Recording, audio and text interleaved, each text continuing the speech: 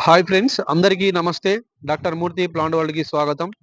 గత కొన్ని రోజులుగా మనకి ఉష్ణోగ్రతలు తెలుగు రాష్ట్రాల్లో పెరిగిపోతా ఉన్నాయి. అధికారికంగా 45 డిగ్రీల కంటే కూడా సెల్సియస్ కంటే ఎక్కువగా నమోదవుతున్న పరిస్థితుల్లో మనము అనధికారికంగా 50 డిగ్రీలు కూడా అంటే సింగరేణి బొగ్గు గనులు కావచ్చు, లేకపోతే కొన్ని ప్రాంతాల్లో 50 డిగ్రీల పైగా కూడా సెల్సియస్ నమోదవుతున్న సందర్భంలో మనకి ముఖ్యంగా అడవులు ఈ ఈ క్రమంలో ఫారెస్ట్ ఫైరింగ్‌కి లోనవుతూ ఉంటాయి. అడవిలో మంటలు చెలరేగుతా ఉంటాయి. కాబట్టి మన అడవులను కాపాడుకోవాల్సిన అవసరం ఉంది. ఇక్కడ ఒక చిన్న చిట్టడికి వచ్చాము. ఇప్పుడు చూపిస్తున్నాము. ఇక్కడ చిన్నగా ఈ మధ్య కాలంలో ఈ టెంపరేచర్‌లో చిన్నగా మంటలు చెలరేగాయి. అది మానవ తప్పిదాలు కావచ్చు, లేకపోతే ప్రకృతి పరంగా జరిగినటువంటి రాళ్ళ రాపిడి కావచ్చు, లేకపోతే మనకి కొన్ని గడ్డి జాతులు ఉంటాయి. వాటిలో కొంచెం ఆయిల్స్ ఉంటాయి. అవి కొంచెం ఈ మంటను ఫేవర్ చేస్తుంటాయి. చూడండి, ఇక్కడ బూడిద కుప్పలు తయారయ్యాయి. తెల్ల బూడిద కుప్పలు తయారయ్యాయి. ఏం మిగలలేదండి ఇక్కడ, చూశారు గదా! మనకి కాబట్టి ఈ క్రమంలో చాలా జాగ్రత్తగా ఉండాలి. అంతేకాకుండా చాలా పెంచిన చెట్లు కావచ్చు, లేకపోతే అడవిలో ఉన్నటువంటి అన్నీ గూడా ఆహ్, మాడి బూడిదయిపోయిన సందర్భం కనబడతా ఉంది. ఎందుకంటే ఇందులో మనకి అడవిలో సరీసృపాలుండొచ్చు, పాములుండొచ్చు, పక్షులు, కుందేలు గావచ్చు, అనేక రకాల క్షీరదాలు గావచ్చు, అనేక మనకి జీవ వైవిధ్యతకు సంబంధించిన చెట్లు, చేమలు, మనకి అనేక జంతు జాలాలు ఉంటాయి. అవన్నీ కూడా నశిస్తూ ఉంటాయి. పక్షులు కొన్ని నేల మీద నివసించే పక్షులు గుడ్లు గూడా అవి గూడా నశించిపోయే అవకాశం ఉంటుంది. చూడండి, ఇక్కడ తెల్లగా బూడిద కుప్పలు గూడా అయిన క్రమం కనబడతా ఉంది. కాబట్టి మనకు మానవ తప్పిదాలు ఎవరు కూడా దయచేసి మనకి బీడీలు గాని, సిగరెట్లు గాని తాగి వేయకండి. ఎందుకంటే ఆకులు రాలి కింద పడిన క్రమంలో అవి అంటుకొని మిగతా ప్రాంతాలకు వ్యాప్తి చెందే అవకాశం ఉంటుంది. పెద్ద పెద్ద చెట్లు గూడా కాలిపోయి వాటి మీద నివసించే పక్షులు, వాటి మీద ఆవసించే మిగతా జంతుజాలం అంతా కూడా మరణించే అవకాశం ఉంటుంది కాబట్టి, ఈ ఎండాకాలంలో అధిక ఉష్ణోగ్రతలు నమోదవుతున్న సందర్భాలలో మనం కొంచెం జాగ్రత్తగా ఉండాలి.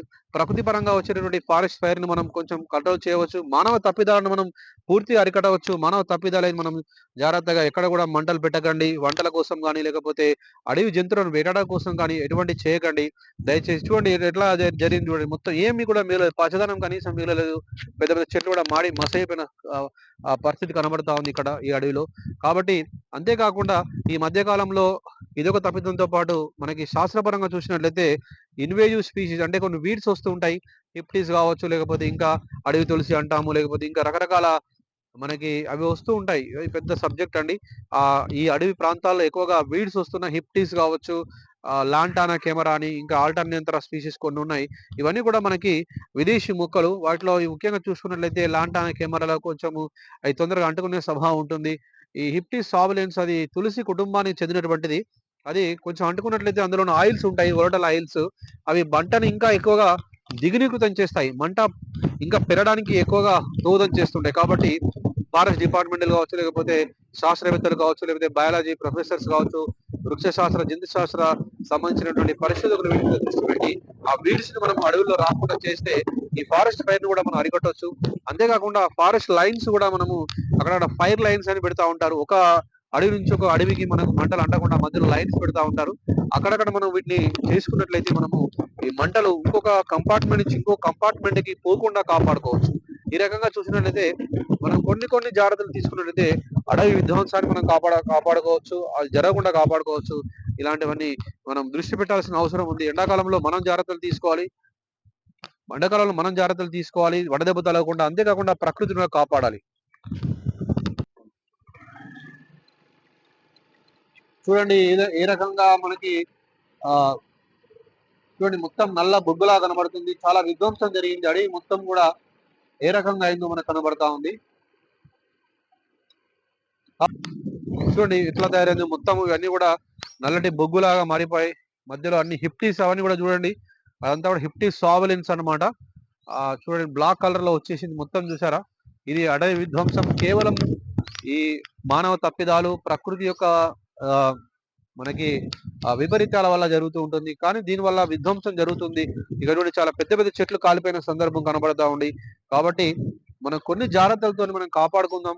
మనం ఎట్లయితే వడదెబ్బ తగలకుండా మనం కాపాడుకుంటామో, అట్లాగే ఈ చెట్లను గూడా మనము అడవిని మనకు అడవి జంతువులను కూడా ఈ ఎండ బారి నుంచి కాపాడుకోవాలి. ముఖ్యంగా ఈ ఫారెస్ట్ ఫైర్స్ అటవీ సంబంధించినటువంటి వీటిని వీటి నుంచి మనం కాపాడుకోవాలి. అప్పుడే మనం జీవ వైవిధ్యత ఉంటుంది. ఎందుకంటే అడవి జంతువులు చల్లగా ఉండి, ఆ ప్రకృతి మనం ఉన్నప్పుడే మనకి వర్షాలు వస్తూ ఉంటాయి.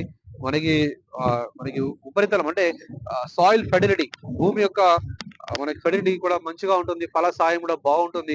ఇవన్నీ కూడా ఒకదానికొకటి పెనవేసుకునే సందర్భం. కాబట్టి ఈ పెను ముప్పును తప్పించడానికి మనం ఇతోధికంగా సహాయం చేద్దాం. అటవీ శాఖ వాళ్ళకి కూడా మనం ప్రజలందరం కూడా సపోర్ట్ చేయాలి. అటవీ శాఖ వారు కూడా ప్రజలతో సమన్వయం చేసుకొని పోయినప్పుడు మనం ఇంకా మేలు ఫలితాలు సాధించొచ్చు. ప్రజలు పౌరులు కూడా మన వంతుగా మనం అడవిని కాపాడుకోవాలి. చుట్టుపక్కల ఉన్న గ్రామాలు కావచ్చు, లేకపోతే ఉన్నటువంటి పట్టణాలు కావచ్చు, అందులో పౌరులు కావచ్చు, చదువుకున్న విద్యార్థులు, టీచర్స్ అందరూ కూడా మనం కాపాడుకుంటే చాలా బావుంటుంది. అందరూ కూడా సహకరించాలి. ప్రభుత్వాలకు సహకరించి మనము ఈ అడవిని కాపాడుకోవాలి. మనకి ఇదేమి మన ఫారెస్ట్ ఫైర్ అటవీ మంటల నుండి మనం కాపాడుకోవాలి. ఈ పెను ప్రమాదం నుంచి కాపాడుకోవాల్సిన అవసరం ఉంది. చూడండి ఇక్కడ మనకి ఎంత హృదయ విదారకంగా ఉంది. ఫారెస్ట్ ఫైర్ అంటే ఈ మంటలు కారు చిచ్చు అంటాం మనం తెలుగులో. కారు అంటే కారు అడవి, చిచ్చు అంటే మంట. కారు అడవి మన కారు చిచ్చు వ్యాపించింది చూశారు కదా! ఏదైనా ఇప్పటికి కూడా పెద్ద పెద్ద చెట్లు కాలిపోయి చూడండి మొత్తం బూడిద కుప్పలాగా మారిపోయింది. ఒక ఒక ఒక దాన్ని ఏమంటారంటే ఒక వైరాగ్యం కనబడతా ఉంది మనకి. దాని కింద ఉన్నటువంటి అడవి జంతువులు, సరీసృపాలు, పాములు, పక్షులు, కింద నేల మీద నివసించేటువంటి అన్ని వన్యప్రాణులు చనిపోయి ఉంటాయి. కాబట్టి మనం దయచేసి మనందరం కూడా మనవంతుగా సహకరించాలి. చూడండి ఎంత మనకి ఇక్కడ బూడిద కుప్పలు ఎట్లా అయిపోయి అడవి మొత్తం కూడా తగలబడిపోయి చాలా విదారకంగా కనబడతా ఉంది. కాబట్టి ఒక వృక్ష ప్రేమికులుగా మనం ఇక్కడ చెప్పేదేంటంటే మనం దీన్ని కాపాడుకోవాల్సిన అవసరం ఉంది. మనం కూడా ఈ ఫైర్ లైన్స్ కూడా నిర్మించాలి. అక్కడక్కడ ఫైర్ లైన్స్ పెట్టుకోవాలి. మనకి అటవీ శాఖ వాళ్ళు కూడా నిర్మిస్తుంటారు. వాళ్ళతో సమన్వయంతోని వాళ్ళకి సహకరించాలి. అటవీ శాఖ అధికారులకు సహకరించాలి.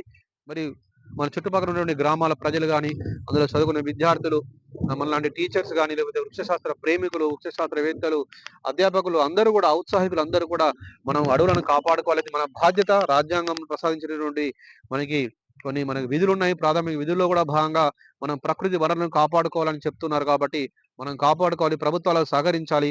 మనం జీవ వైవిధ్యాన్ని కాపాడుకుందాం. అటవీ విధ్వంసాన్ని మనం తగ్గించే ప్రయత్నం చేద్దాము. ఈ కార్చిచ్చులను ఈ ఎండాకాలంలో ముఖ్యంగా కార్చిచ్చును, ఫారెస్ట్ ఫైర్‌ని కాపాడుకునే ప్రయత్నం చేద్దాం. ప్రకృతిని కాపాడుకుందాం. Thank you doctor Murthy plant వాళ్ళు. దయచేసి వృక్ష ప్రేములందరికీ ఇది ఫార్వర్డ్ చేయండి, లైక్ చేయండి, షేర్ చేయండి. Thank you.